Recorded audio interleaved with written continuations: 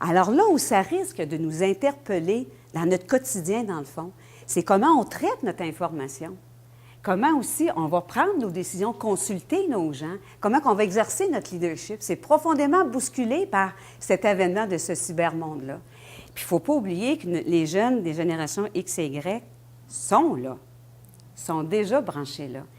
L'information, pour eux, c'est normal qu'elle soit accessible et transparente déjà. Innover, ça veut dire, bien sûr, stimuler des idées. On s'entend, c'est le point de départ. Et on sait que pour faire un succès commercial, combien d'idées vous pensez que ça prend? Oh non, tu n'as pas le droit de répondre. Elle connaît toutes les réponses. Combien d'idées vous pensez que... soyons pas gênés, on fermera la caméra, là. Bonjour. 100 000... Selon les travaux d'Edgett et Cooper, ça prend 200 idées à la base pour en faire 60 triées, 60 bonnes, qui deviendra un succès commercial. Alors, nécessairement, on se doit de stimuler les idées pour en avoir. Mais pour stimuler les idées proviennent de quoi? Innover provient de quoi? Mais ça provient du choc des idées. Ça provient de la diversité. Et c'est en cela que innover, ça implique au quotidien qu'on puisse ensemble favoriser cette diversité-là au sein de nos équipes. Et le défi que ça va nous amener, c'est d'apprendre à travailler réellement en équipe, parce que je pense qu'on n'est pas encore rendu là. Le travail en silo, on en voit encore beaucoup. Ça tue les idées. Promenez-vous autour de vous. Quelqu'un a une bonne idée, on va tout de suite dire ce qui ne marchera pas. On tue les idées avant même qu'il ait vécu 2 secondes. Alors que l'idée, c'est un produit maintenant, il faut le voir comme ça. Mais comment on peut trouver une méthode qui soit la plus simple possible? Parce que travailler avec l'être humain, puis les principaux défis qui nous attendent, je pense, dans les prochaines années, c'est le défi de la gestion du capital humain. Travailler avec l'humain, c'est complexe, mais comment on peut rendre ça simple, sans rendre ça simpliste? Hein? Mais comment on peut trouver une méthode qui me permette non pas de travailler plus fort, parce que je pense qu'on n'est plus capable. Hein? Il y a plus de... Il n'y a plus rien qui rentre dans l'agenda. On est d'accord avec ça? C'est ça. Bon.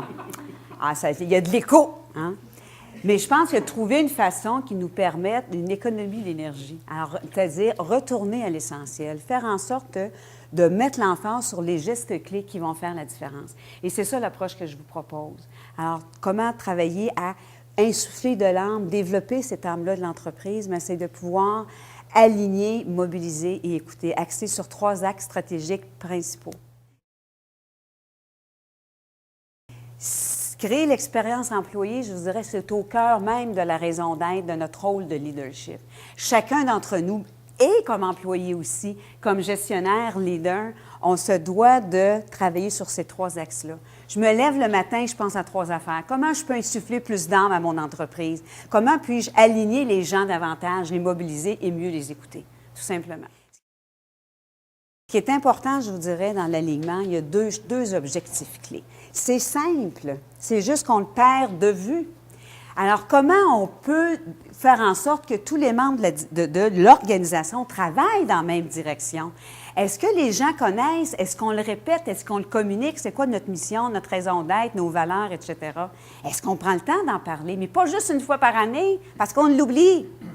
C'est au quotidien qu'on doit l'intégrer puis l'ancrer, ça. Est-ce qu'on communique à nos gens aussi le pourquoi des changements? Est-ce qu'on donne un sens aux résultats financiers? C'est ce qu'on a besoin d'avoir. Et l'autre objectif principal, je vous dirais, c'est de pouvoir faire en sorte que mes structures, systèmes et processus soient cohérents, alignés à la raison d'être. Si, par exemple, je veux développer le travail d'équipe dans mon organisation, puis on a vu à quel point ça va être un défi important à relever pour pouvoir innover. Mais si je ne rétribue que la performance individuelle, on va-tu parler longtemps d'esprit d'équipe et de travail d'équipe? Ça va être long avant qu'on puisse le voir naître ou venir. Alors donc, l'alignement stratégique, ça va permettre, de créer la confiance dans l'avenir de l'organisation. Puis, je n'aurais pas le goût de m'investir, moi, dans un couple qui risque de ne pas marcher ou dans une organisation qui risque de pas, qui n'a pas d'avenir. Alors, la confiance envers l'avenir de l'organisation, c'est clé. Et d'autant plus aussi, quand il y a un bon alignement stratégique, c'est un effet accélérateur sur l'atteinte des objectifs organisationnels. Bien évidemment, on travaille tout le monde dans la même direction. On est d'accord avec ça? Excellent. Donc, on a un but tout le monde. On essaye, on fait quoi quand on veut mobiliser? C'est d'aller capter l'énergie positive des gens. C'est d'aller chercher leur talent et leur intelligence. Fondamentalement, c'est ça. Et Tremblay, ce qu'il nous dit, c'est qu'il y a 3 leviers majeurs. Et c'est ces 3-là qu'il faut retenir. Parce que toutes les pratiques RH, ressources humaines, viennent supporter ça. Mais ce n'est pas les pratiques ou les politiques qui font la différence. Ce qui fait la différence, la première chose, c'est le levier moteur, la responsabilisation. C'est-à-dire, les gens qui travaillent dans mon entreprise, savent-ils en quoi leur travail est utile? Redonner le sens du travail qui manque, c'est ça. Faire le lien entre mon travail versus, au quotidien, là, versus les résultats de l'organisation. À quoi je contribue, moi, ici? On en a besoin pour notre mobilisation et pour notre santé mentale aussi.